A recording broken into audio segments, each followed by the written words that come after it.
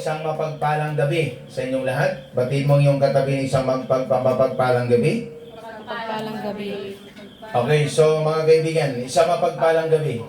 Mapagpalang gabi. Okay, so ibig sabihin isang mapagpalang gabi, isang bati ng isang taong Kristiyano. Ibig sabihin isang taong makadiyos. Amen? Amen. So napakahalaga po ang pagiging makadiyos natin upang ang ating buhay ho ay magpapatuloy sa buhay katotohanan o sa buhay na makadiyos. So ngayon kapatid, bago po tayo magsimula na aralin ang salita ng Panginoon, inanyayahan ko po kayong tumayo at tayo po ay magsimula dumulog sa Diyos sa pamagitan ng awit at ihanda po natin ating kalooban at ilapit natin ating mga sarili sa Panginoon sapagat ang Diyos ay Diyos na buhay at makapangyarihan. Amen po ba? Amen. So, isa lang ang nais kong iparating o ang nais kong ipaabot sa bawat isa sa atin. Amen po ba? Amen. Isa lang ang nais kong iparating sa bawat isa at sa bawat taong narito ngayong gabi. Tatandaan mo, ang bawat pagparito natin ay mahalaga.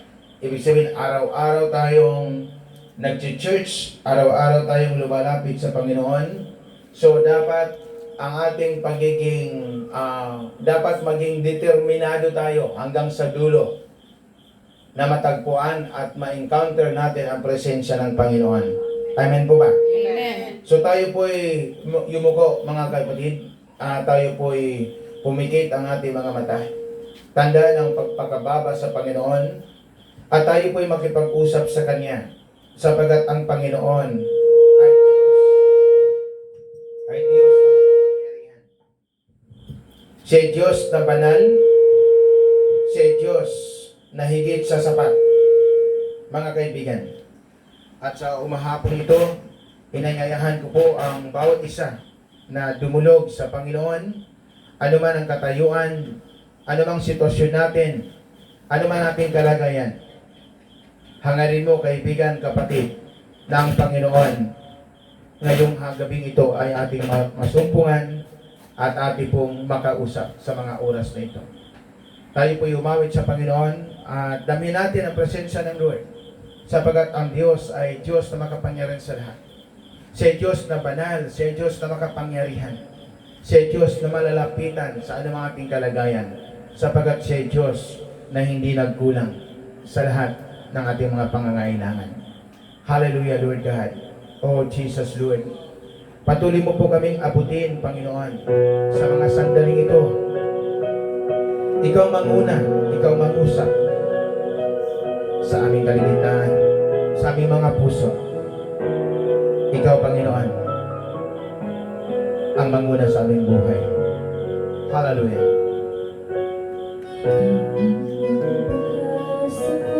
Oh, Jesus.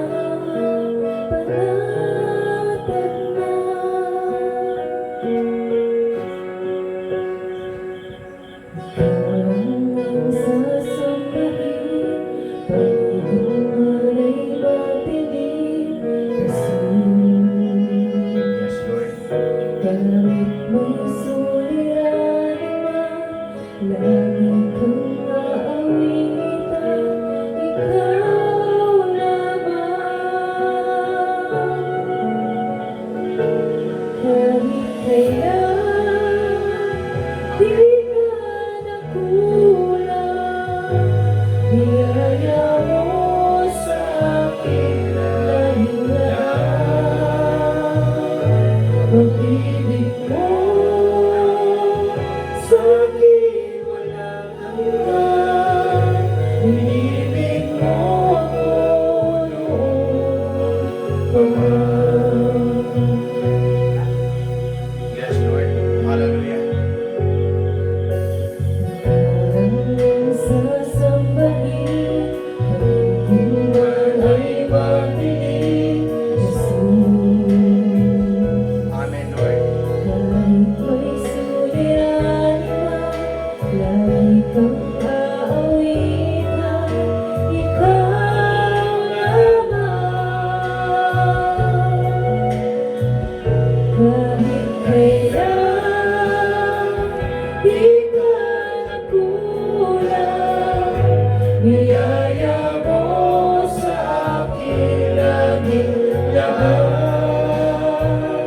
Ang pag-ibig mo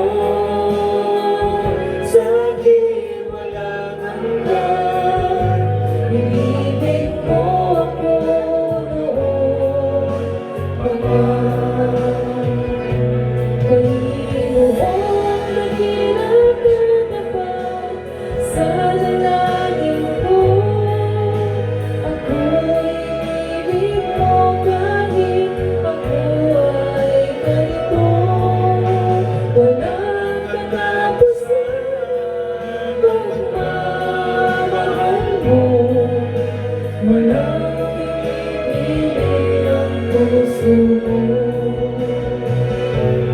Kahit kailan di ka nakulang, biyaya mo sa aking laging daan. Pag-ibig mo sa akin walang hanggan. Inibig mo ako noon pa man. Inibig mo ako noon. Mapagpalang Diyos ng langit at lupa sa mga oras na ito, Panginoon, nais ko po naming purihin, itaas sa aming kaligitnaan at nais ka po naming pasalamatan sa mga ginagawa mo sa aming mga buhay na kabutihan. Abutin mo po, Panginoon, sa gabing ito ang aming kalooban upang sa ganun, Panginoon, ikaw ay mabibigyan ng karangalan. Patuloy mo kaming samahan, patuloy mo kaming pagpalain, at patuloy mo po kaming patawarin sa lahat ng aming kakulangan at kasalanan sa isip, sa salita at sa gawa. Pangunahan mo po kami, Panginoon, sa aming pagkikinig at sa mga aral na aming mapakinggan upang mabigyan ka ng kapurihan sa mga oras nito sa pangalan ni Jesus in Jesus' name. Amen. Amen. Palakpakan natin ang Panginoon. Okay po, tayo po'y mag-aral ng salita ng Panginoon. Ang ating pong pag-aaralan ngayon ang Matthew chapter 11. Ang talata po ay 28 hanggang 30. Oh. Matthew chapter 11 verse 28 to 30. Lumapit kayo sa akin, kayong lahat na napapapagal at nabibigatan sa inyong pasanin, at kayo'y pagpapahingahin ko. Pasanin ninyo ang aking pamatok at mag-aral kayo sa akin. Ako'y maamo at mababang loob at makakasumpong kayo ng kapahingahan para sa inyong kaluluwa.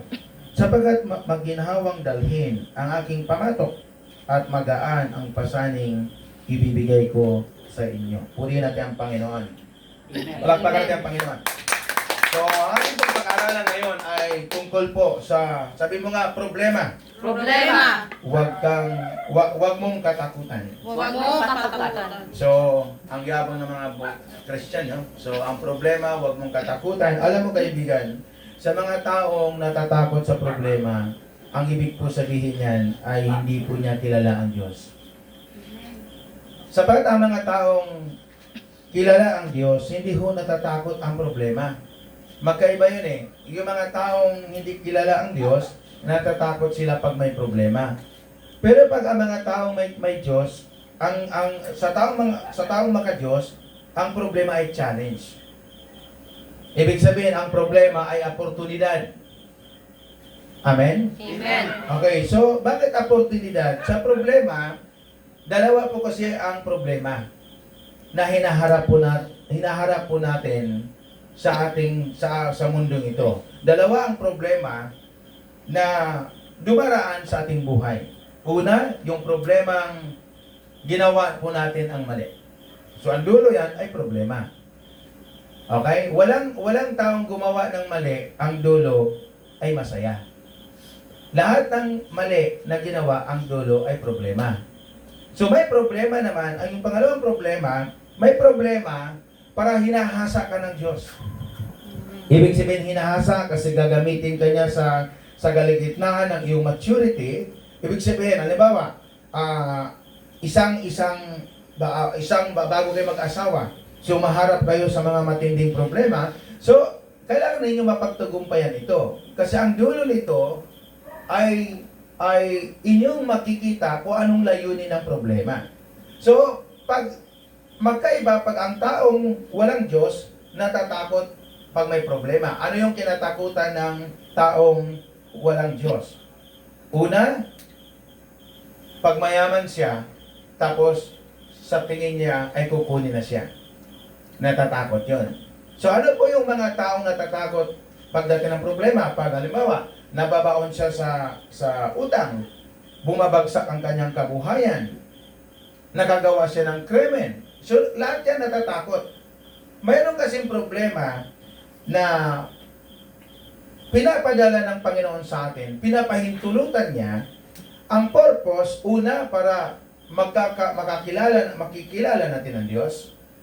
Pangalawa, para magkaroon tayo, magiging knowledgeable tayo. Ibig sabihin, magiging marunong tayo.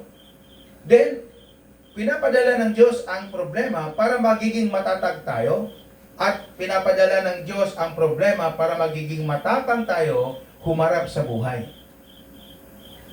Amen? Amen. Alam mo, napakapalad mo. Amen? Sabi mo nga, napakapalad ko. Napakapalad ko. Bakit? Kasi nga maintindihan mo ang problema eh. Alam mo, pag ang taong nagkakasakit, mas mainam. Bakit? Sinong taong tatawag sa Diyos pag wala siyang problema? Napansin nyo, yung wala kayong problema, bira lang kayo tumatawag sa Diyos. At yung mayroon na kayong problema, at least man lang, nasambit niyo ang salitang Diyos ko, tulungan mo po ako. Ibig sabihin, nakakabuti. Kaya nga pagdating sa problema, huwag kang matakot. Kasi alam mo may Diyos. Now, paano ko ang problema mo sabay-sabay? Problema sa trabaho, problema sa kapitbahay, problema sa anak, problema sa asawa, problema sa kapatid. Hindi mo yan kayang sabay-sabayin na lutasin. So dapat, uunahin mo yung talagang nagpapabigat ng iyong damdamin.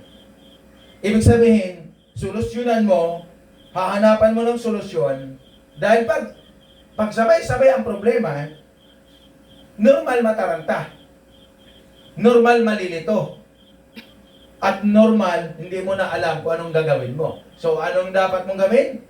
Dapat mayroon kang advisor. Yung mga taong expert na sa problema, nauna sa problema, at napapagtagumpayan nila. Hindi pwedeng suntok sa buwan. Amen? Amen. So tandaan nyo, ang problema ay hindi masama. Ang problema ay maganda. Kasi nakakatalino. Nakakatalino siya. Ang problema maganda kasi hindi ka nagiging kampante. Oo, nagiging dahilan para tumawag ka sa Panginoon. Ang problema maganda kasi ikakatatag mo yun. At ang problema maganda kasi matuto kang manampalataya, matuto kang magiging mapalapit sa Diyos. So maraming dala yan, hindi yan ibinigay ng Panginoon sa tao para matalo. Bakit dumarating sa punto? May mga tao talagang natalo sa panahon ng problema kasi hindi nila alam kung sinong tatawagin sa problema. Halimbawa, wala kang pera. Okay, normal saan ka tatawag? Pag negosyante ka, pupunta ka ng bangko. Okay? Pag hindi ka negosyante, pag daily rate ka, pupunta ka ng Bombay. So, nagdadagdag ka ng problema. Kasi pag Bombay, 5-6. Sa isang taon, ang laking tubo dun. Mayroon tayong ugali. Di bali na malaking tubo, basta masusolve ko. No. Mas nilulubog mo ang sarili mo. Usually, pag bankruptcy, pag nagkaroon ka ng bankruptcy sa buhay, mag-step down. Mag-pray, huwag gumalaw. At umati ng Bible study, pumunta sa simbahan, magpa-pray sa pastor. Kasi para ang Diyos ang kikilos. Kasi kung ikaw kumilos, bankrupt na nga ang buhay, so lalo mo pang pahihirapan mo lang sarili mo. Kasi ang solusyon na kukunin mo, yung laging pabor sa'yo. Alam mo nyo kaibigan, pag ang tao ay bankrupt, halimbawa financially bankrupt, hindi po yan taong nagtitiis. Lagi yan siyang fast break. Gusto niya, ang solusyon niya, ngayon agad. Ay bankrupt na ngayon. Ibig sabihin, huwag kang gumalaw. Hayaan mo ang Panginoon ang siyang gumalaw kasi perfect yun. Minsan, kung kailan ka wala, saka biglang may lumapit. Pag lumapit, bigay, Diyos nagpadala yon. Pero pag may lumapit ng pautang, demonyo ang nagpadala doon. Huwag mong patulan kasi nagdadagdag ka ng problema. Amen? Amen. Amen po ba? Amen. Okay, sabi mo nga problema. Problema. Huwag mong katakutan. Huwag mong katakutan. Okay, so pag problema, huwag kang matakot. Halimbawa, problema mo sa kapitbahay. Ibig sabihin, nag-aaway kayo. So kung nag-aaway kayo, simple ang problema doon. Simple lang ang solusyonan yun eh. Bumaba ka, okay? Huwag ka makipag-away, makipagkasundo ka. Amen? Amen. So pag makipagkasundo ka, dapat nangangako yung umaway sa'yo na hindi na uulitin. Ang masama, kung ikaw pa nakipagkasundo, tapos ikaw pa yung inaaway, o ikaw pa inaway, so kinukonsinti mo lang yung ng away. Ibig sabihin, gagawin niya sa iba yun. So gugulo ang taong ito, gugulo ang buhay. Kasi masasanay siya mang-api. So mapalad yung mga taong bumababa at nakipagkasundo. Sabi sa Matthew chapter 5. Mapalad yung taong nagiging instrumentong nakikipagkasundo. Amen po ba? Amen. Amen po ba? Amen. Okay, so ang Diyos, kanino siya nag-anyaya? Mga kapatid, ang Diyos, nag-aanyaya ang Diyos sa mga taong may mga problema. Tingnan po nyo sa Matthew chapter 5 verse 11. Sabi dito, sa Matthew chapter 5 verse 11, sino ang mga inanyayahan ng Panginoon? Sa Matthew chapter 5, o Matthew chapter 11 verse 5, ang sabi niya, nakakita ang mga bulag,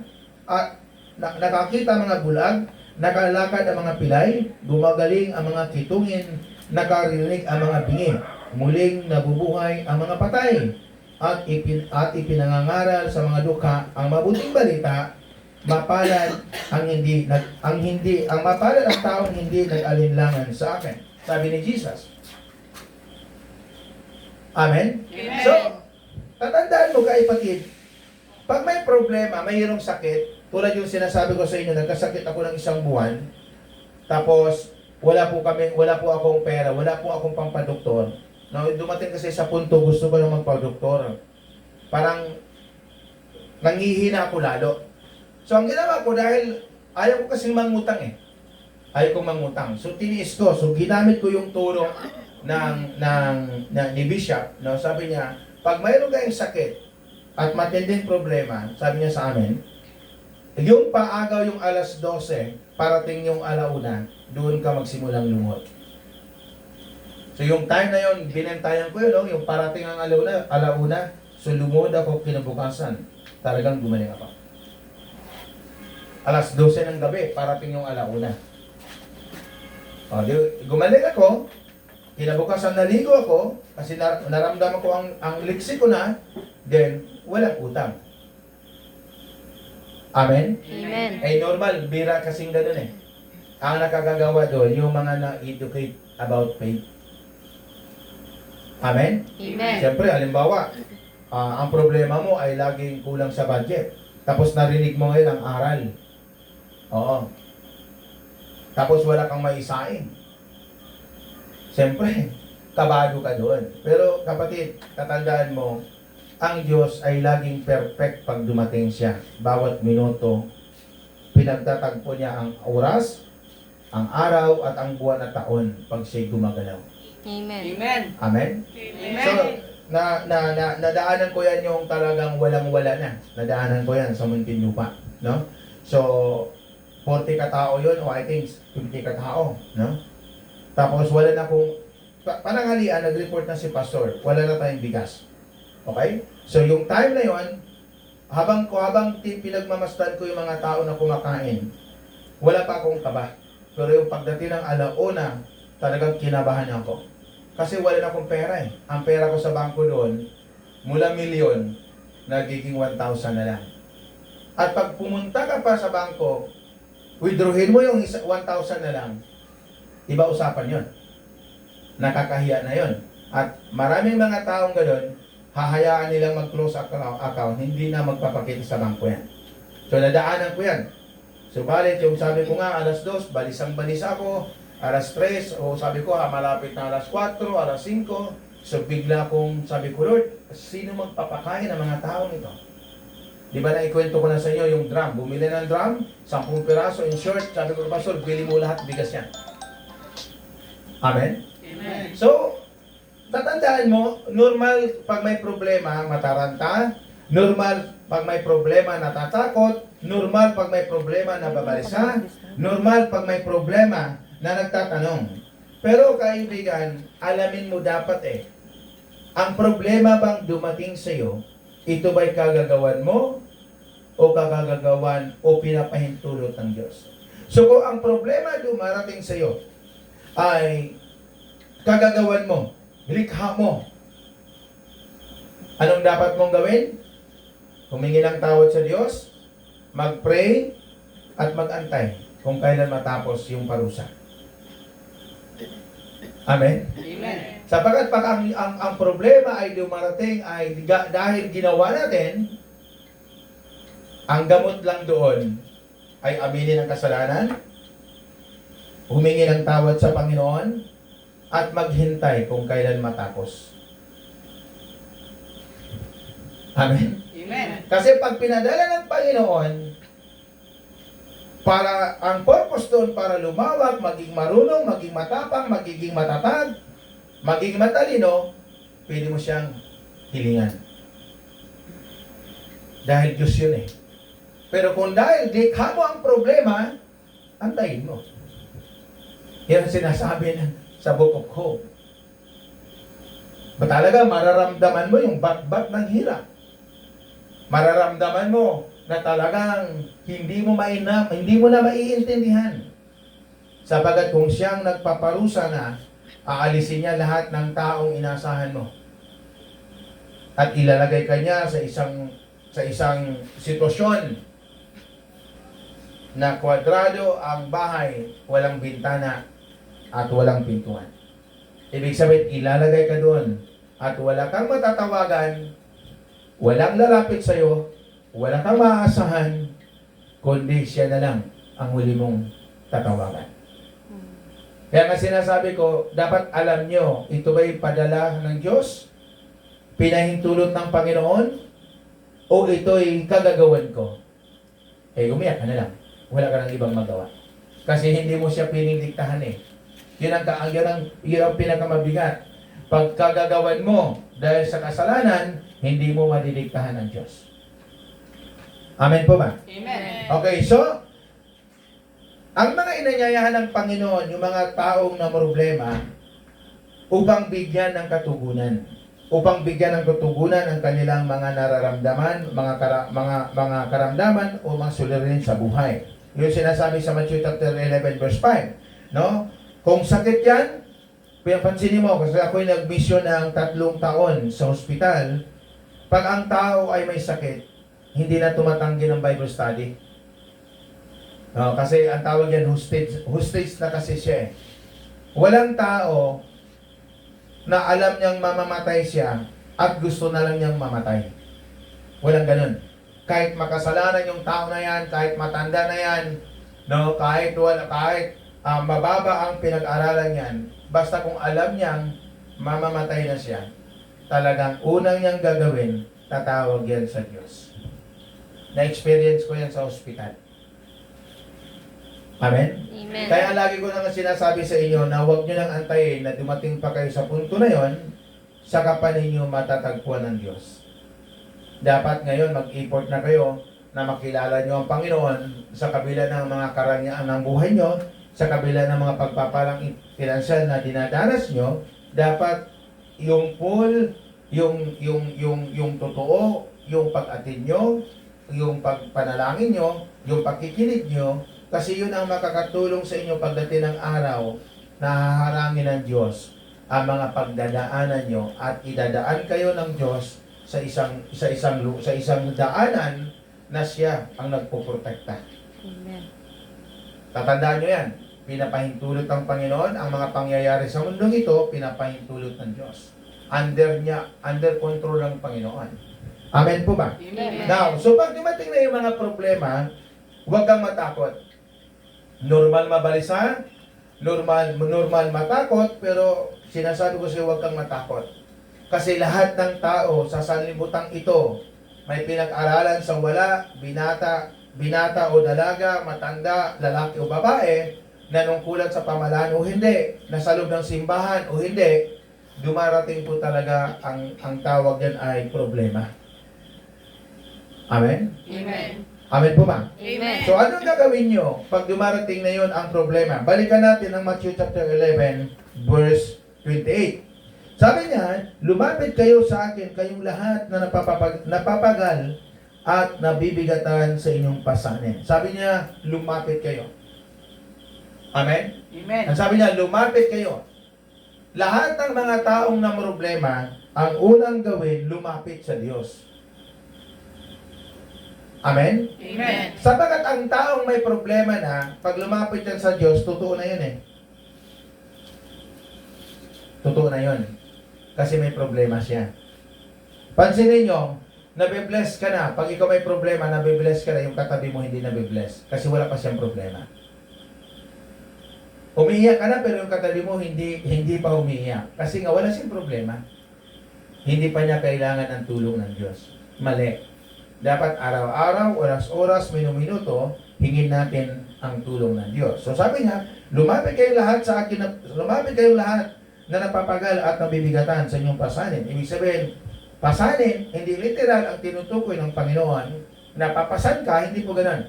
Ang tinutukoy niya yung suliranin mo, yung mga kabigatan mo sa buhay. Pag dumating ito, ang sabi ni Jesus, lumapit kayo sa akin.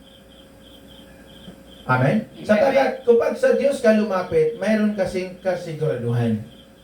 Pag sa Diyos kasi lumapit, mayroon kang maaasahan. Pag sa Diyos ka lumalapit, mayroon kang aantayin. Yun ang kagandahan sa Diyos eh. Pag lumapit ka sa Panginoon, mayroon kasiguraduhan. Pag lumapit ka sa Panginoon, mayroon kang aantayin. At pag lumapit ka sa Panginoon, mayroon kang maaasahan.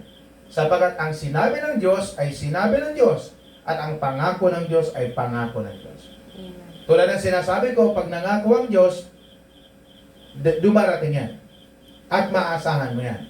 Pag nangako ang tao, minsan papagubago sila. Lalo pa yung pag mga tao na walang prinsipyo sa buhay. Nangako ngayon, bukas babawiin nila. Kasi wala silang prinsipyo. Kaya mahirap yung taong walang prinsipyo sa buhay. Amen po ba? Amen. So huwag kayo makalilangan pag dumarating yon na pag magkagulo, normal yun, ulitin ko, normal ang magtalo, ang magpartner, ang mag-asawa, normal. Normal din ang magtalo, ang anak at magulang. Pero itinuro ko sa inyo, pag magulang nang magsalita, wala nang sasagot ng pabalang-balang. Sapagat magulang mo yon. Hindi pwedeng bastusin mo kahit paano pastor kung tama ako. Mali magulang ko, di tumahimik ka na lang. Huwag ka nang sumagot. Hindi ko sinasabi ang lahat ng magulang ay laging tama. Marami naman kasi po, kaya minsan ang magulang, ang anak ay natututong magrebelde sa magulang o natututong sumagot sa magulang kasi marami naman din kasing magulang napaka-unprofessional na. Ibig sabihin, dalaga na yung anak mo, teenager na yung anak mo, tapos sisitahin mo, sisigawan mo sa kalsada o sisigawan mo sa mayroon silang bisita, ay talagang magtatampo sila, magdaramdam. So dapat ang magulang, para hindi niya makakaaway ang kanyang anak, ay huwag naman pabalang-balang. Dapat magiging profesional. Amen po ba? Amen. Kasi doon kasi nagsisimula ang gulo sa pamilya eh. Pag nawawala na kayo ng respeto sa isa't isa. So sabi ni Jesus, lumapit kayong lahat na napapagal. Lumapit kayong lahat na bibigat at napapagal. Ibig sabihin, pag dumating yung time na talagang nilayuan ka ng iyong kasamahan. May mga time kasi, pag may pera ka, nasa posisyon ka, ang dami mong katabi. Pero pag nawala na yung posisyon mo, nawala na yung pera mo, hindi ka nakilala ng mga kaibigan mo. Sabi ko nga sa inyo, huwag kayo makipagkaibigan sa isang tao pag sinabi niya, ay, bilan mo naman akong ganito. O pwede naman ikaw muna. Huwag ka naman kipagkaibigan doon. Kasi ang dulo yan, kung pag sila'y magiging kaibigan mo, magiging problematic lang ang buhay mo. Sapagkat pag sinabi mong kaibigan, protector ka. Hindi mo pwedeng apihin ang kaibigan mo at hindi mo din pwedeng pabayaan ang kaibigan mo, pero hindi mo din pwedeng pangortahan ang kaibigan mo. Amen? Amen. Ay kung kinuportahan ka o hinihingan ka ng bagay, ay bitawan mo na siya. Para wala kang problema. Amen po ba? Amen. Bakit? Ay, pag maubos yung pera mo, sa tingin mo hindi yan problema? Problema. Problema yun. Siyempre galing kayo sa bagay na yan, tinuruan ko kayo. Pag wala kayong pera, ngayon kilala kayo, ngayon respetuhin kayo, ngayon pakikinggan kayo, pag nawala ng pera nyo, wala nang maniniwala sa inyo. Yun ang realidad ng buhay. Amen? Tama, mali? Tama. O, sigaw yun. Tama, mali? Tama. O, ang hina yan. Tama, mali? Tama. Tama. Kasi may mga taong ang habol niya pera. May mga taong habol niya makalibre. Aba, huwag kayo hindi pwede maglibrehan. Unless kung ako maglibre. Pero maglilibre yung kapisamahan mo, hindi, pares lang yan. Mas angat lang ng konti ng sweldo yun eh. Amen? Ang masama doon, yung malaking sweldo, yun pang nililibre. Yung dapat ang naglilibre, yung malaking sweldo kaysa sa maliit na sweldo. Eh karamihan pa, isa pa rin nagbibigay problema yung tao, wala na nga, magyayabang pa. Amen? Amen. Amen po ba? Amen. Amen po ba? Amen. Wala na nga, nagpiling mayaman pa. Amen? Amen. Wala na nga eh. Pag wala na, huwag ka na magpiling mayaman. Pag wala na, kasi wala ka na nga eh. Problematic na nga yung wala, magdadagdag ka pa ng isang problematic. Hindi ganoon ang buhay. Tapos, tinugon ka na ng Panginoon, sasabihin mo hindi ka tinugon. Paano mo mai-enjoy ang buhay? Financially. Alam mo, ang major problem ng tao, pag nagkaroon siya ng financially bankruptcy. Ano yan eh, malaking impact. Malaking impact yan sa sarili, sa mga anak, at sa pamilya. Kasi bawat galaw mo dito, pera ang kailangan mo. Kaya dapat, para hindi kayo mamroblema sa pera, pag dumating kayo ng pera, hawakan nyo muna. Tapos ililista nyo kung ano yung bibilihin nyo. Amen? Amen. Sa manggagawa, walang himala. Sa mga negosyante, may himala. Siyempre, ang manggagawa, naka-fixed rate yun eh. Amen? Amen. So, wag kang mag-alahoy ng gastos para hindi ka problema sa financial. Kasi pag marami, bato-bato sa langit, ang tatamaan magalit. No? Bato-bato sa langit, ang tatamaan magalit. Usually, marami pong mag-asawa o mag-partner naghiwalay dahil sa pera. Pangalawa na lang yung nagkaroon sila ng love affairs. Pangalawa lang yun. Usually, nagsisimula sa pera. Amen po ba? Amen. Amen po ba? Amen. Okay, so, tinuturuan ko kayo para maagapan nyo ang isang problema. Kasi pag humarap kayo sa isang problema, malimit ang tao pag humarap sa problema, mag-isa na lang, wala na siyang kasama. Yun ang pinakamabigat na realidad sa mundo. Pag sikat ka, ang dami mong katabi. Pero pag na-problema ka, ikaw na lang mag-isa, wala na yung katabi. Normal yun, kapatid. Kaya nga sabi ko sa inyo, sabi mo nga, barkada, Barkada. lumayas ka. Lumayas ka. Oo, di ba? Kung may barkada, lumayas na kayo. Kasi minsan ang nagpabagsak sa buhay natin, kaya tayo nagka-problema, barkada. Halimbawa, teenager, ay nakabaril, nakasaksak. O, magkasama sila, siyempre, sabay-sabay silang imbestigahan ng pulis. Eh, pag inimbestigahan sila ng alagad ng batas, ay hindi marunong mga tuwiran, di na kulong, di problema. Alam mo kaibigan, ako po yung membro ng isang fraternity, hindi ko sasabihin. Napalo po ako ng 30 na palo. Itong paa ko, Parang lechon niya ng baboy. Ganon. Paddle, 5, 5 inches. 30 kataong ang pumalo sa akin.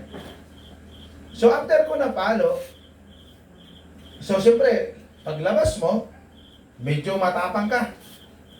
Kasi marami kang kakampi. Medyo sikat ka kasi pag lumakad kayo, marami kayo sa kalsada. So yung pagkatapos kong mapadel, napapansin ko sa mga kasamahan ko, naghahanap ng gulo. Alam mo, 3 days. After 3 days, nag-resign ako. Kasi pag lumaban yung kabila, nagsitakbuhan kami. Imagine mo yun. Pag hindi lumaban, kami naman humahabol. Pag kami humahabol, kami naman tumatakbo. Eh sabi ko, ang gulo ng buhay nito. Amen. Amen. Amen po ba? Amen. Kaya after 3 days, sabi ko sa aming presidente, mag-resign ako. Sabi niya, bakit? Hindi kapayapaan ang hinahanap eh. Ang hinahanap ay kaguluhan. Tapos pag sila nabagansa, magtatawag sila ng backup. Eh kung matapang ka, di talagang harapin mo. Bakit maghanap ka ng backup? Amen? Amen. So taong mundo ang tinutukoy ko. Pero pag tayo maka-Diyos, siyempre hahanap ka ng backup. Hindi taong tawagin mo, kundi Diyos. Amen? Amen. So maasahan ba ang Diyos? Maasahan. John chapter 6 verse 37. Sabi ni Jesus, lalapit sa akin ang lahat ng ibinigay ng aking Ama at hindi ko itataboy ang sinuman. Imagine mo yun, no? Sabi ni Jesus, lalapit sa akin ang lahat ng ibinigay ng aking Ama at hindi ko itataboy. So ano ibig sabihin? Pag mayroon tayong problema, mayroon tayong mga kabigatan, suliranin, huwag kang tumawag sa tao. Tumawag ka sa Panginoon. Amen po ba? Amen. Pero minsan, hindi mo maiwasan tatawag talaga sa tao. So normal yun pag talagang hindi ka bihasa sa pagdating sa Panginoon. Pag hindi ka bihasa pagdating sa salita ng Panginoon, pag hindi ka bihasa pagdating sa pananampalataya mo sa Panginoon. Normal, pag may problema, ang una mong tawagin, kapitbahay. Amen? Amen. Pag wala ka may sign, sinong tawagin? Sa alimpuring. Pag wala kang ulam, ang iyong tatawagin si Carling. Ibig sabihin, yun ang una mong bukang bibig. Punta ka muna doon na. Hindi ganun. Paano mo patunayan na ikaw ay pinagpala kung ganun na namumuhay tayo? Kung ganun ang ating pamumuhay. So pag may problema, huwag kang lumapit sa kapitbahay mo. Huwag kang lumapit sa kapatid mo. Huwag kang lumapit sa magulang mo. Huwag kang lumapit sa anak mo. Huwag kang lumapit sa boss mo. Huwag kang lumapit sa bisor mo. Huwag kang lumapit sa kapitbahay mo, sa manager mo. Lalapit ka lang kay Kristo. Amen. Amen? Amen. Sapagkat pag siya tumulong, hindi lamang lutasin niya ang problema mo. Pag siyang tinawag mo, ito ang kagandahan sa Panginoon. Iaahon ka niya sa kalagayan mo. Hindi, pag taong tinawagan mo, tutulungan ka lang based sa needs mo. Ang tulong niya based sa pangailangan mo. Pero pag tinulungan ka ng Panginoon, siksik, liglig, at umaapaw ang ibibigay niya sa iyo. Kasi ang nais ng Panginoon, pag siya tumulong sa atin, makaahon tayo sa kahirapan at makalakad tayo sa kanyang katwiran. Kaya iba pag ang Diyos ang tumulong Sobra-sobra. Kaya na-encourage ko po kayong lahat, huwag kayong humingi ng tulong sa inyong kapitbahay, sa inyong mga kadugo. Paano, pastor, kung walang-wala? Basta kapatid, huwag kang tumulong. Huwag kang humingi ng tulong sa kanila. Kasi pag humingi ka ng tulong, yung mga aral na itinuturo ko sa iyo, yung mga aral na isinisigaw ko sa harapan mo, hindi mo ma-experience kung sino ang Diyos. Amen? Amen. Kaya ako pang araw-araw kong buhay, excited ako kasi hindi ako humingi ng tulong sa tao. Hindi ako humihingi. Pag humingi man ako ng tulong sa tao, alam kong papalya ito kasi tao. Tao yan Mayroong limitasyon. Hihingi ka ng tulong sa tao, may pangailangan din siya. Paano niya ibibigay sa iyo ang sobra-sobra? At tatandaan mo sa likod mo ko, Pilipos chapter 4, verse 19, at buhat sa kayamanan hindi nauubos, ibibigay niya ang lahat ng iyong kailangan. Imagine mo yun. Sabi ni Jesus Christ. Hindi na uubos. Pansinin nyo, anong patunay na hindi na uubos? Pansinin nyo, sa bilyon-bilyong tao ng mundong ito, kailanman hindi na uubusan ang dagat ng isda. Yun ang palatandaan kung paano tayo inalagaan ng Diyos. Bilyon-bilyong tao, kailan hindi na ubusan ang dagat ng isda. Sapagat bago pa tayo nilikha, inuna ng Diyos ang ating pangangailangan.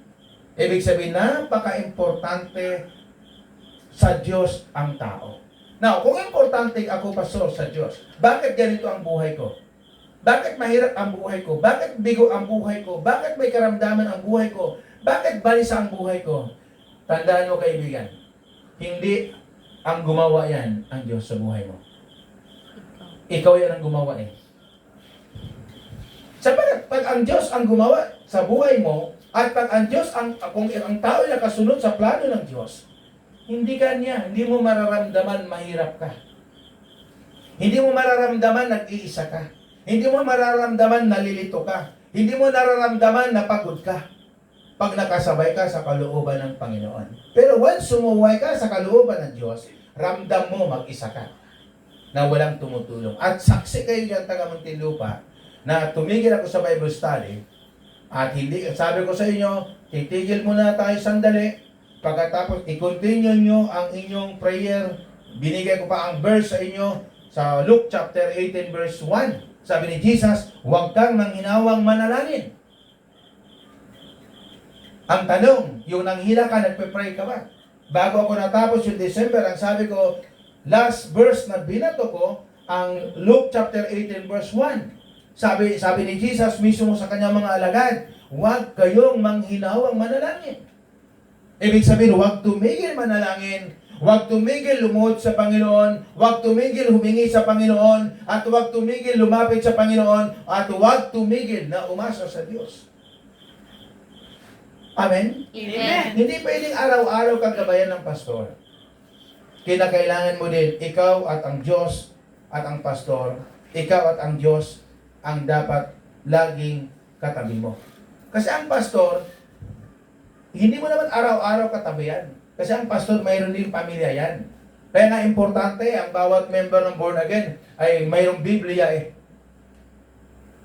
Amen? Amen. Ang tanong, ano sa ang Biblia mo? Magkano lang ito? 500 pesos? 300 pesos? Magkano ang cellphone? 5,000. 5,000. Ilagay mo na lang 3,000. O, ibenta mo cellphone mo 2,000, bili ka Bible.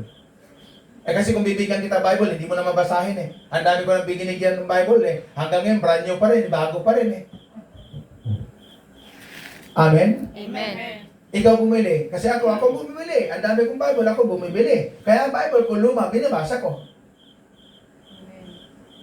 Amen? Amen. Ang dami kong Bible binigay, bago pa rin Hindi ka bumili para ikaw bumasa. Amen po ba? Amen. Usually ang iba nagbibigay ng Bible. Iba strategiko, pastor, kung nanonood ka, iba strategiko. Ang strategiko, para ang tao mismo magsumikap, kasi yan, pag bumili ang isang membro ng Bible, ibig sabihin, kinakausap ng Diyos yan. Kasi yung ako'y bumili ng Bible, hanggang ngayon, nagbabasa ako ng Bible. O, ang anong katunayan? Tinan mo. Amen? Amen. O, tinan natin yung Bible mo. Amen po ba? Amen. Bagong-bago po yung Bible mo. Amen po ba? Yung totoo mga kapatid, hindi pang insulto sa inyong lahat. Mas nauuna pang hawakan yung cellphone kaysa sa Bible. Ay nakakalungkot. Hawak mo ng Bible mo pagdating sa Bible study. Amen? Amen. Amen po ba? Nagbabasa ka lang pag nagbabasa rin ako. Tapos kukwestiyonin mo ang Panginoon. Bakit hindi lumago ang pananampalataya ko? Bakit ako naghihirap? Talagang paano ka tutulungan ng Panginoon kung gano'n ang attitude natin? Di ba? Sabi ko nga sa inyo, bago matulog, anong utos ko? Magbasa. Magbasa. Pagising, Magbasa. magbasa, magpray. Hindi ko naman sinasabi pagising mo, pagising mo, maghapon ka magbasa. maghapon ka mag-pray. Ibig sabihin, bigyan mo lang prioridad ang Diyos. Unahin mo lang siya. Kasi pag gising mo, hawak mo ang Bible, mamaya ng cellphone, means, binigyan mo ng prioridad ang Diyos. Pero ang realidad, ang totoo, lagi pong huli, hawak ng Biblia ng tao. Laging nahuhuli. Tama, mali? Tama. Amen po ba? Amen. Pag break time, anong hawak mo? Cellphone. At least, salamat umamin ka. Amen po ba? Amen. Amen. Iba ang pastor, pag mayroon silang break time, ang iniisip niya verse. Ang membro, pag break time, ang iniisip niya ka-chatmate. Tapos sasabihin mo ang Panginoon, ampere ang Diyos? No. No. Kung ano yung itinanim, siya mong aanihin. Naging tamad ka sa Panginoon, maging tamad din ang tulong niya. Pero hindi naman ganun. Mabuti na lang ang Diyos na sumpungan ko, ang ating Panginoon ay hindi ganun. Kahit tamad ka patungo sa Kanya, pag tumawag ka sa Kanya, nariyan agad siya. Amen. Palakpakan natin, Panginoon. So sabihin mo, Panginoon, Panginoon, napakabuti mo. napakabuti mo. Yes, totoo po yan. Imagine mo, no? Sa loob ng isang taon, 365 days. Pero yung pagbabasa mo, baka wala pang 10 days. Amen. Bato-bato sa langit. Huwag magagalit. Amen po ba? Amen. Ano para tandaan ng Bible hindi binabasa? Pag binuksan mo, maraming sumasabi na papel rin. Amen po ba? Amen. So, ay bakit tayo, pastor, dumarating sa ganung usapin? Ibig sabihin, kapatid, binubuksan ko ang ganitong usapin para kayo magsumikap. Kasi sabi ko nga sa iyo, sa edad kong 50, hindi naman talaga problemahin ng tao ang pera. Hindi dapat. Hindi din dapat problemahin ng taong trabaho. Hindi din dapat problemahin ng tao ang kanyang negosyo. Hindi dapat eh. Hindi din dapat problemahin ng tao ang kanyang future. Hindi dapat. Pero bakit pinoproblema natin ang future ng karamihan? Kasi nga, malayo na nga tayo sa Diyos. Lumabag pa tayo sa Diyos. At ayaw pa natin sa Diyos. So ano magiging resulta ng buhay mo? Amen? Amen.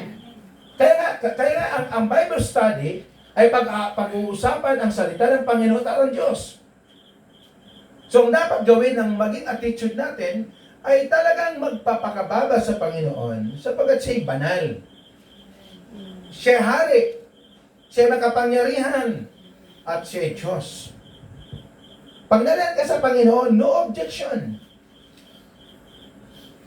Pag nangaral ang pastor, lahat yan minumulat, hindi pinatatamaan. Minumulat. Kasi maraming mga ibang membro nagsasabi na, pinatamaan kami ni pastor. No. Walang pastor na nimimersonal pag ang pastor ay malalim na. At alam niya ang tungkulin bilang isang pastor. Ang tungkulin ng pastor, imulat ang kanyang mga membro o imulat ang kanyang mga kasamahan para mamulat at makasama papunta sa kaharian ng langit ng Diyos. Amen po ba? Amen. So, pag may problema, huwag kang matakot. Lapit agad sa Panginoon. Amen? Amen. Huwag lang yung dumating ang punto, baka insulto ang dating natin. Halimbawa, sabi ni Pastor Ruel, pag may problema, lapit agad sa Panginoon. Ultimo sakit ang ipin, ipapray over mo sa pastor. Sa tingin mo, tama, mali? Mali. Mali yun. Amen? Amen. Amen po ba? Amen. Ang sakit ng ipin, gagamutin mo. Hindi mo na ipapray over sa pastor. Kasi nanginginsulto ka na. Hindi lamang ininsulto mo ang pastor, pati ang Diyos. Siyempre, kahit anong pray over ng pastor yun, sakit ng ipin, ano yun kapatid panginginsulto, kulang sa kaalaman. Naalala ko yung nag-evangelist doon sa aming lugar. So yung mga kapamilya ko, mga pamilya ko ay lasinggo. So yung nag-pray over si pastor, nagpa-pray over sila. Nagsasabi sila, ay masakit ang kanilang ipin. So si pastor dahil dayaw, pinagpipray. Hindi yan gagaling kapatid. Lukuhan yun eh. Hindi ka pwedeng magbibiro about sa mga prayer meeting. Katulad yung kanina na nanood ako ng isang prayer meeting, no? Tapos, question. No, question. Ang sabi niya, ang born again, napakabilis tawaging pastor. So, hindi ko babanggitin yung isang sektang inano niya. Sabi ko, sa tingin mo kaya, yung pagko-question mo, nakakatulong yan sa'yo? Hindi. Kasi ang bawat pag-question mo, ipinakikita mo lang na ikaw naggaling-galingan. Usually, ang taong masalita, ang taong nagko-question sa mga bagay-bagay, ito yung mga taong wala ding alam. Kasi yung mga may alam, tahimik lang yun eh. Amen po ba? Amen. So sabi ko, kawawa naman itong babaeng ito, no? Sa kayabangan ng kanyang buhay. Sa dulo, ako na mismo magsasabi, huwag na kayong huminto kayo sa ganung kalagayan. Kasi ang balik yan, problema. Problema. Halimbawa, nagko-question ka ng isang tao. Paano kung ikaw na din ang kukwestiyon eh? Dalawa lang yan eh. Maniwala ka, then sundan mo ang aral. Pag hindi ka maniwala, then huwag mo sundin ang aral. Dalawa lang yun eh. Kung naniwala ka, sundin mo, gawin mo. Pag hindi ka niniwala, huwag mong gawin. Hindi, wala kang kaaway. Amen po ba? Amen. So, ang una, ang Diyos ay nag-aanyaya sa atin sa lahat ng mga may mga problema. So, mapalad tayo. Sabi mo, mapalad tayo. Mapalad tayo Na mayroong problema. na mayroong problema. Okay, pangalawa, ang Diyos nangangako na may kapangyarihan sa Kanya. Ibig sabihin, mayroong kapangyarihan. Ibig sabihin, kung ang tao na may problema, mayroong katapusan. Amen po ba? Amen. So, ulitin ko, kung 5 ang inyong problema sa pamilya, problema sa pera, problema sa tao, problema sa kapitbahay, problema sa negosyo, ibig sabihin talaga mabigat yun. Kasi sabay-sabay, pagising mo, same problem. So, ang una mong gawin, madali mo namang ayusin yung problema sa kapitbahay. Madali. Makipagkasundo ka, after mo makipagkasundo, tumahimik ka. Tapos na. Pastor, paano kung siya may mali? Hindi na kailangan kung sino mga mali. Ang mahalaga, sinitil mo kasi meron kang usapin about sa kapitbahay. Amen? Amen. So para pagtulog mo, mapayapa ka. Kasi kung ang buhay natin ay marami tayong mga kaaway sa buhay, magulo pagtulog mo. Mahirap. Oo, mahirap. Alam mo, kung nakakatulog kang may problema sa pamilya, may problema sa asawa, may problema sa anak, may problema sa kapatid, kung nakakatulog ka, ang tawag yan, immune ka na. Baliwala na sa'yo, sanay ka na. Amen po ba? Amen. Pero pag ang problema ay, basta lagi kong sinasabi, sundan lang yung mga strategy ko sa pamumuhay bilang Kristyano. Sundan lang ninyo. Simple lang ang buhay ko eh. Pag hindi tayo magkasundo, usap tayo. Pag nag-usap pa tayo, hindi tayo magkasundo, mayroon pang bukas, usap tayo ulit. Pag hindi pa rin tayo magkasundo sa sunod na araw, ibig sabihin, may problema na tayong dalawa. May problema na tayong dalawa. Kasi pag problematic ka ngayon, pag tulog mo, maiiba ng mood mo eh. Yung panindigan mo, nagbabago na. Pag-gising mo kinabukasan. Amen po ba? Amen. Ibig sabihin, bigyan mo lang ng ang problema para matatapos. Pero pag ang sa akin kasing karanasan, kaya nga tinuruan ko kayo paano kayo mag-ipon, paano niyo ipunin ang pinagpaguran nyo, no? Lagi ko nga sinasabi sa inyo na nagpagal kayo, halimbawa dito 540 ang minimum wage. Nagpagal kayo. Pagkatapos, pag may birthday kayo, may binyag kayo, no? Itatapon lahat yung inyong naipon. Hindi ba kayo naaawa sa inyong sarili? Hindi ba kayo naaawa sa inyong asawa?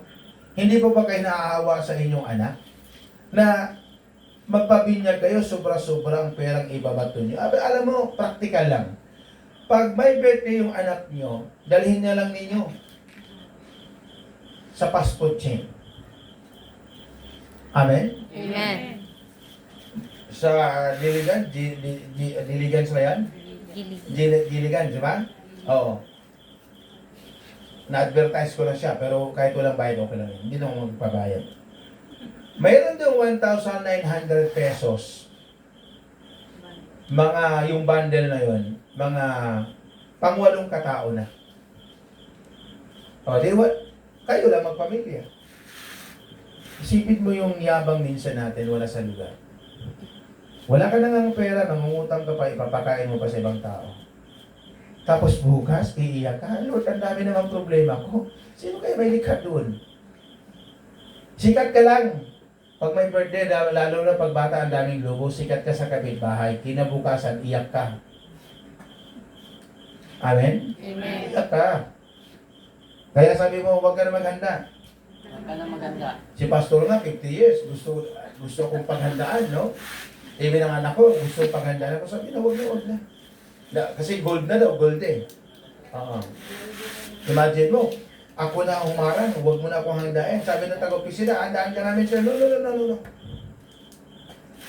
Amen? Amen. May mga tao kasi na pag walang handa, malungkot sila.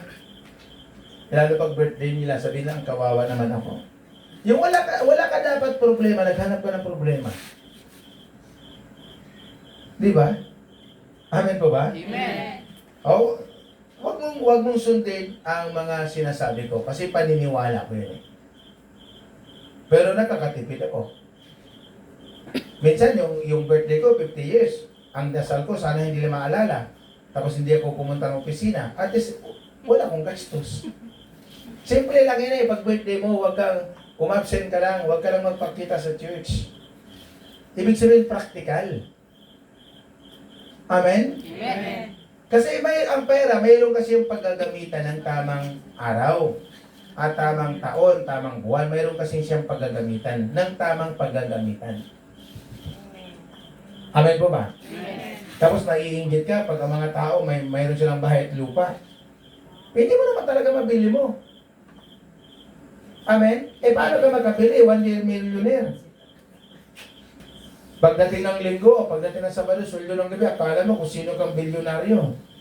Pagdating ng Lunes, langtang-langta ng katawan mo kasi wala ka ng libo sa bulsa.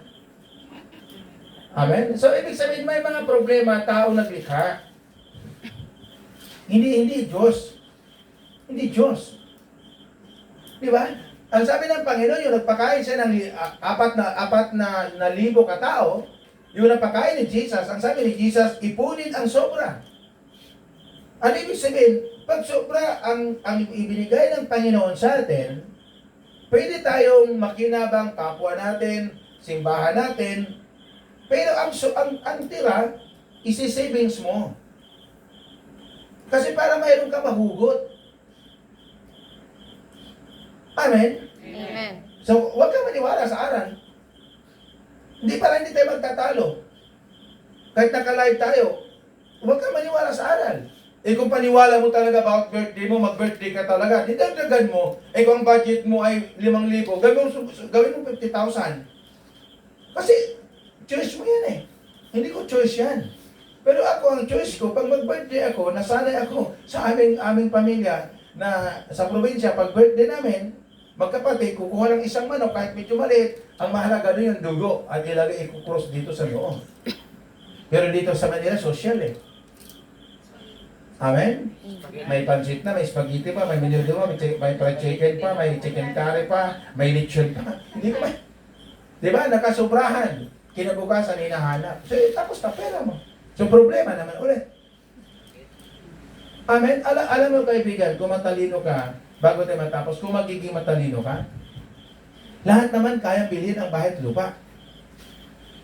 Lahat. Walang maghihirap. Sa ating grupo na lang, walang maghihirap eh. Amen? Kung talagang gagawin mo. Sabi ko nga sa isang tao, mag-ipon ka para sasaya ka. At sasaya ka pa. Hanggang ngayon, hindi nag-ipon. Bukas pa lang. Imagine mo. Yung pagdating ng sa balipunan, sama ako. Amen? Yung nagkaipunan, sama ako. Yung aktual na nasingilan, wala lang sumama. Tapos gusto mong yumaman. Paano kaya yaman pag anong attitude natin? Amen? Amen. Amen po ba? Amen. So, totoo yun. Realidad ang sinasabi ko, kapatid. Kasi bakit ko sinasabi? Para maiwasan, pwede tayong problema sa kapwa. Pwede tayong problema sa ating kapatid. Pwede tayong problema sa ating asawa. Kasi nagsama tayo, hindi tayo pareho na disiplina. Normal yun. Magkaiba yung ating pananaw, magkaiba yung ating mata, magkaiba yung ating nakikita, magkaiba yung ating pandinig. Normal yun. Pero kung magtalo pa tayo sa pera, iba usapan yun. Ibang usapan yun. Ibig sabihin, hindi ka nagiging edukado pagdating ng pera. Amen? Amen. Pastor, libre naman ang ospital? Oo, libre. Libre ang PhilHealth. Libre ang Osmon. Diba? Libre ang PGH. Pero ang gamot, bibilhin mo. Bakit mo alam, Pastor? Nagsugod din ako ng ospital ng pasyente dun eh. So, ibig sabihin, para maiwasan natin ang problema, huwag tayo gumawa ng problema. Huwag tayo lumikha ng problema. At kung may problema man tayo, fine. Kasi hindi naman talaga tayo banal, hindi naman tayo talaga magaling. Pero pag may problema tayo, takbo agad sa Diyos. Mag-asawa, madali namang ayusin yan eh. Kung nagkakaproblema ang mag-asawa, maliban ang kung mayroon talagang third party. Ay kung mayroon na yan, hindi mo na yan kahit suyuin mo pa yan. Kahit bigyan mo pa ng isang 10-wheeler na yan, ng flowers, basta may third party, hindi mo na yan hindi mo na makuha yan.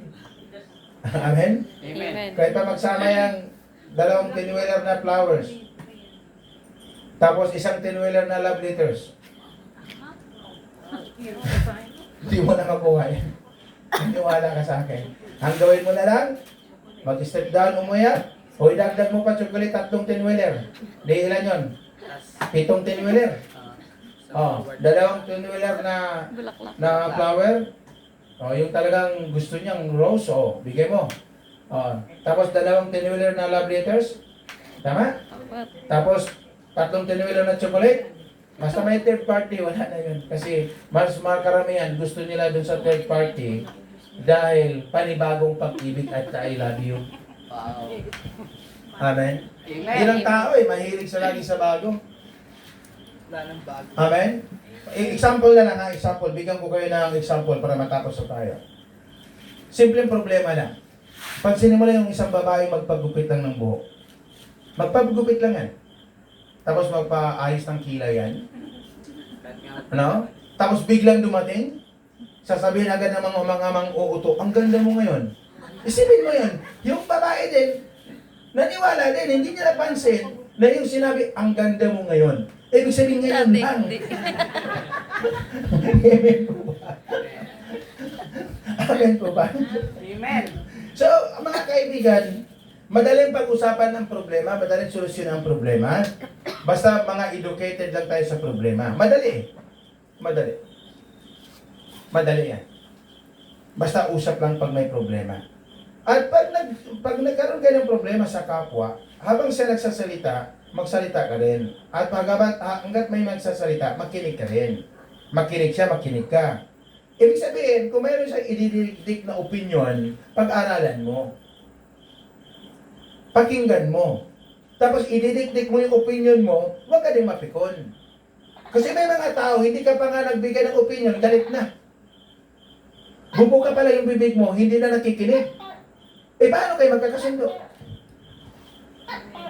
Amen? Amen. Alam mo kaibigan, pwede naman kung hindi natin kayang pagkasundo natin mga sarili sa harapan, pwede magtalikuran. At pag hindi tayo magkakasundo ng talikuran, pwede naman tayo magkahigaan. Ibig sabihin, lahat ng problema may solusyon basta pag-uusapan. At pag hindi na kaya natin pag-usapan, isa Diyos na lang natin yan. Amen. Amen? Amen. At hayaan natin ang Diyos ang pumasok. Kasi pag ang Diyos ang pumasok, sigurado, payapa ang lahat ng tao. Amen. Amen. Amen? At kung alam mong mali ka, wala na. Step down na kasi mali. Huwag mo na idikdik ang mali para maging tama. Huwag na, kapatid. Pinahirapan mo lang sarili mo. Amen? Amen. Amen po ba? Amen. So, okay, so ang sa Diyos, mayroong kapahingahan. Marcos chapter Matthew chapter 14, verse 27 to 32. Sabi dito, ngunit nagsalita agad si Jesus at sinabi sa kanila, huwag kayong matakot, ako ito. Sinabi ni Pedro, Panginoon, kung talagang ikaw iyan, papuntahin mo ako dyan sa kinaroroonan mo sa ibabaw ng tubig. Sumagot siya, halika. Sabi ni Jesus, halika. Mula sa bangka ay lumakas si Pedro sa ibabaw ng tubig papunta kay Jesus. Ngunit nang mapansin niya na malakas ang hangin, siya ay natatakot at nagsimulang lumubog. Panginoon, sagipin niyo ako, sigaw niya. So, bakit palubog si Pedro? Kasi nga natakot eh. Natakot. Mabuti na lang, ang sumalit sa kanya yung panahon na yun, si Jesus Christ. At bago pa niya nakita si Jesus Christ, nakita na ng Panginoon na si Pedro ay pasalungat sa hangin. Kaya lumakad si Jesus Christ sa ibabaw ng tubig. At yung napansin ni Pedro, sabi ng Panginoon kay Pedro, huwag kang matakot. At yung napansin ni Pedro, ng Panginoon ng salita, sabi niya, Panginoon, kung talagang ikaw yan, pariyan mo ako. Sabi ni Jesus, halika! Ano ibig sabihin? Ano man kalalim ang problema natin, ano man ang kabundok ang problema natin, ano man kabigat ang problema natin, kahit tambak na ang problema mo, isa lang ang sasabihin ko sa iyo, si Jesus Christ lang ang solusyon dyan. Amen. Purihin natin ang Panginoon. Amen? Isa lang ang problema, isa lang ang solusyon sa lahat ng problema ng tao. Problema sa pamamaraan, problema sa lahat ng bagay. Isa lang. Si Jesus Christ lang. Amen. 12 years old. Ngayon 50 years na ako. Kung patunay lang kung sino ang Diyos na sinasamba ko, kung sino ang Diyos na tinatawag ko, kung sino ang Diyos na niluluhuran ko at ipinangangaral ko, marahil hindi ka mag-atubiling lumapit sa Kanya. Sapat, imagine mo kapatid, 38 years, isa lang hiningi ko sa Diyos. Huwag mo lang ako pagutuman. Tinupad niya yon. Ginawa niya yon. Hindi ako natulog walang kain. Hindi ako natulog na walang maisahin. Hindi ako natulog na walang bigas.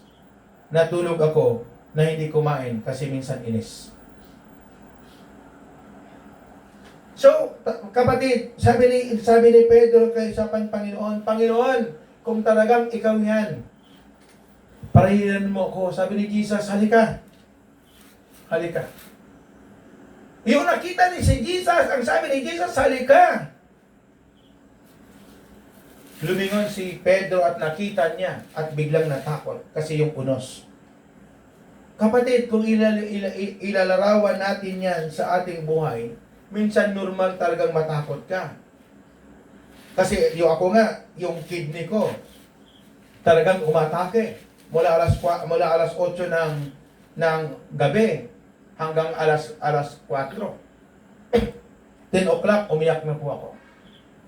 At pagdating ng alas 12 ng gabi, sinabi ko sa Panginoon, Panginoon, kung kukunin mo ako, ihanda mo aking mga anak. Alam mo, mula doon, lumuhod po ako at umiyak at yumuko, itinaas mo ang aking kamay. At ang sabi ko, Lord, kung mayroon po ako nagawang mali, patawarin mo po ako. At ipaalala mo sa akin yung aking mga mali ngayong gabi. Para bago man lang ako pumikit ang aking mga mata, maihingi ko ang tawad sa iyo. Pero imagine mo, 3 gamot na ihi ko ang bato. Kaya nga sabi ng babaeng ito, grabe pati dyan, ma-hospital ka na. Pero iihi mo lang, tapos na. Bakit? Sa Diyos may himala. Sabihin mo nga, sa Diyos may himala. Sa Diyos may himala. Amen? Amen. Kaya pag may karamdaman ka, huwag kang matakot. Pag may problema ka, huwag kang matakot. Ano man kalagayan mo, huwag kang matakot. Kasi may Diyos na nag-aantay, may Diyos na kikinig, may Diyos na katingin, at may Diyos na tumutulong sa ating lahat. Amen. Yan si Jesus na aking sinasampalatayanan. Mga kapatid, tayo po tumayo. Hallelujah, Jesus. Kapatid, ano ang sitwasyon mo ngayong gabi? Huwag kang matakot. Ano ang sitwasyon mo ngayong gabi? Normal ang umiyak. Normal ang mabalisa. Pero huwag kang matakot. May Diyos nakatingin. Ano man ang iyong kalagayan. May Diyos na tumatabi sa iyo. May Diyos na matatawagan mo. May Diyos na nakikinig sa iyo. At may Diyos na nag-aantay sa pagbabalik mo. Huwag kang mabalisa, huwag kang matakot. Kapatid, may Diyos. May Diyos na may magagawa siya sa iyo. May Diyos na tutulong sa iyo. At may Diyos na handang tumanggap sa iyo. Mga kapatid, my dear brothers and sisters, close your eyes and talk to Jesus, my dear brothers and sisters. Kausapin natin si Jesus. Kausapin natin ang Panginoon. Sabagat may magagawa siya sa ating lahat. May magagawa siya sa iyong karamdaman. Mayroon siya magagawa sa iyong pagbagsak ng iyong kabuhayan. Mayroon siya magagawa sa magulo mong buhay. May kapayapaan inaalok ang Diyos sa ating lahat. My dear brothers and sisters, tanging si Jesus ang laging maasahan. My dear brothers and sisters, kumikilos ngayon ang Diyos sa iyong buhay. Kumikilos ang Diyos ngayon sa inyong kaligitnaan. At kumikilos ang Diyos ngayon sa iyong kalooban. Ano man iyong pinagdaraanan sa buhay, ano man ang iyong kabigatan sa buhay, kapatid, maniwala ka lang na may Diyos. Maniwala ka lang na may Diyos na nag-aabang sa iyong pagbabalik. Maniwala at magtiwala ka na gagaling ang iyong karamdaman. Magtiwala ka na maayos ang lahat ng iyong suliranin at kabigatan. Magtiwala ka lang sa Panginoon, sapagkat may Diyos na nangako, hindi kita iiwan, hindi kita pababayaan. Pangako ng Diyos na maasahan, pangako ng Panginoon na masasandalan, at pangako ng Diyos darating sa mga taong tumatawag sa Kanya na nangangailangan. Makapangyarihang Diyos, Ikaw ang may magagawa. Ikaw ang kumikilos, hindi lamang sa mga taong naritong kasama ko na pinadala mo, maging ang mga nanonood sa kanilang mga tahanan, maging nanonood sa ospital. Panginoon, abutin mo ng iyong makapangyarihang pangalan at makapangyarihang kamay. At hibuhin mo po anumang karamdaman na dumapo sa kanilang katawan, at ipagkaloob mo po, Ama, ang kagalingan sa kanila. Sino man itong nanonood ngayon, abutin mo ng iyong biyaya, abutin mo ng iyong kagalingan, abutin mo na iyong kapatawaran, abutin mo na iyong tulong para sa kanilang lahat. Kung paano mo kami iniingatan sa dakong ito, kung paano mo kami pinagpala sa dakong ito, dalangin ko po, Ama, na pagpalain mo din, Panginoong Hesus, ang mga taong ito na nanonood. Hindi ko man sila kilala. Kilala mo po sila, Ama. Ang lahat, dalangin ko po, Ama. Ang sakit sa kidney ay ipagkaloob mo po, Ama, ang kagalingan. Ang sakit sa arthritis, ipagkaloob mo po ang kagalingan. Ang sakit sa bituka, ipagkaloob mo po ang kagalingan. Ang sakit sa utak, sa mata, sa buto, Panginoon, sa puso, Lord God. Mula ulo hanggang talampakan, ipagkaloob mo po ang lahat ng kagalingan ng mga taong narito at nanonood ng video ito, ng live na ito. At sa pangalan ni Kristo Jesus na aming Panginoon tagapagligtas, ay sinasaklawan ko, kinukuman ko ang lahat ng karamdaman mula ulo hanggang talampakan sa inyong mga katawan ngayon. Sa pangalan ni Jesus ay magsilayas in the name of Jesus. In the name of Jesus. Sa pangalan ni Jesus, lahat na may karamdaman in the name of Jesus, anumang karamdaman ay magsilaya at pagalingin at ipagkaloob ng Diyos ang kagalingan sa lahat. Ngayon din po, Panginoon, sa mga pregnant, O Diyos, sa mga babaeng nagdala ng tao, Panginoon. Lord God, ipagkaloob mo po ang deliberasyon nila, O Diyos, ng normal, sapagkat Ikaw ang Diyos na buhay at makapangyarihan sa lahat. Umaasa kami, Panginoon, sa iyong mga pangako na ang sinumang taong lumalapit sa inyo ay inyong tutulungan. Ang sinumang taong lumalapit sa inyo ay inyong pagpalain. Ang sinumang lumalapit sa inyo ay inyong patawarin. At ang sinumang lumalapit sa inyo, Panginoon, ay hindi nyo itatakwil. Amang banal na makapangyarihan sa lahat, umaasa kami, Panginoon, sa mga sandaling ito ay pinagpapala mo na kaming lahat. Ipagkalo mo po ang lahat ang kanyang pangailangan, ipagkalo mo po ang lahat ang kanyang mga pangarap, ipagkalo mo po, Ama, kung may nanonood dito na magiging attorney o Diyos, ay gawin mo siyang attorney o Diyos sa libutan ito upang matutulungan niya mga taong naaapit. Salamat, Ama, ng marami o Diyos, at pagpalain mo, Panginoon, ang bawat taong naririnig ng boses na ito. Ipagkaloob mo po, Ama, ang katugunan ngayong gabi, sapagkat naniniwala kami, Ama, na ang lahat ng tumatawag sa inyo ay inyo lang tinugon. At sa pangalan ni Jesus, Ama, pinanghahawakan po namin na mayroon kang magagawa sa lahat ng aming mga kabigatan. Ang mga nagulmihanan ay bibigyan mo ng kapayapaan. At salamat, Ama, ng marami. At inangkin namin, O Diyos, ang mga biyaya mo na ipinapangako mo sa amin. Huwag mo kaming paghirapin.